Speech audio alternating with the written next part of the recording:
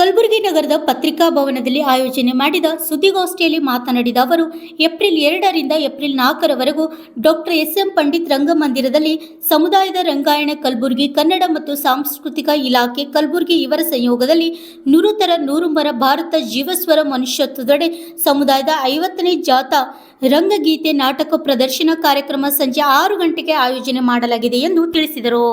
ಪತ್ರಿಕಾಗೋಷ್ಠಿಗೆ ಸ್ವಾಗತವನ್ನು ಕೋರುತ್ತಾ, ತಮ್ಮೆಲ್ಲರಿಗೂ ಗೊತ್ತಿರುವಂತೆ ಸಮುದಾಯ ಈಗ 50ರ ವರ್ಷ ಪೂರ್ಣಗೊಂಡು ತನ್ನ ಬಂಗಾರ ಮಹೋತ್ಸವವನ್ನು ಆಚರಣೆ ಮಾಡಿಕೊಳ್ಳುವುದರಲ್ಲಿದೆ.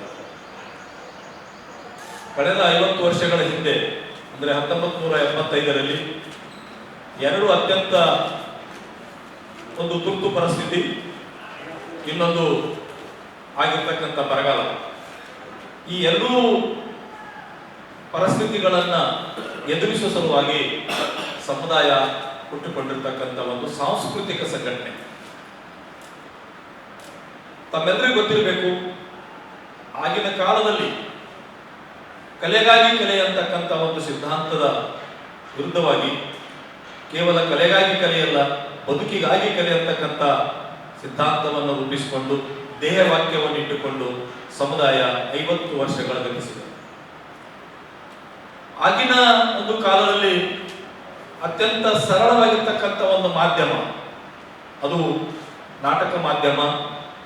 ಅದರಲ್ಲಿಯೂ ವಿಶೇಷವಾಗಿ ಸಮುದಾಯ ಗುರುತಿಸಿಕೊಂಡಿರ್ತಕ್ಕಂಥ ಬಹಳ ಮುಖ್ಯವಾಗಿರ್ತಕ್ಕಂಥ ಮಾಧ್ಯಮ ಬೀದಿ ನಾಟಕಗಳು.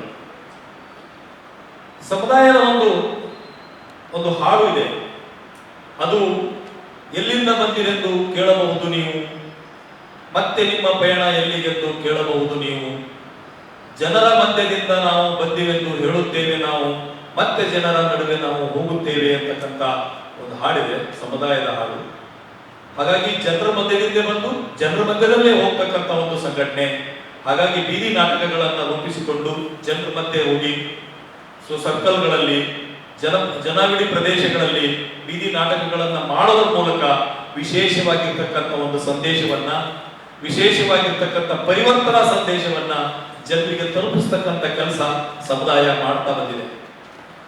ಹಾಗಾಗಿ 1975ರಲ್ಲಿ ಆರಂಭವಾದ ಸಮುದಾಯ ಬೆಂಗಳೂರಿನಲ್ಲಿ ಅಷ್ಟೇ ಇದ್ರೆ ಸಾಕು, ಇಡೀ ಬೇರೆ ಬೇರೆ ಕಡೆಗೆ ಆ ಸಮುದಾಯ ಹೋಗ್ಬೇಕು ಅಂತಕ್ಕಂಥ ರೀತಿಯಿಂದ ಎಲ್ಲ ಜಿಲ್ಲೆಗಳಿಗೆ ವಿಸ್ತರಿಸಿ, ವಿಶೇಷವಾಗಿ ಕಲಬುರಗಿ, ಬೀದರ್ ಮತ್ತು ಸಿಂಧನೂರು ಬೇರೆ ಬೇರೆ ಕಡೆಗೆ ಈ ಸಮುದಾಯ ಒಂದು ತಂಡ ವಿಸ್ತರಣೆ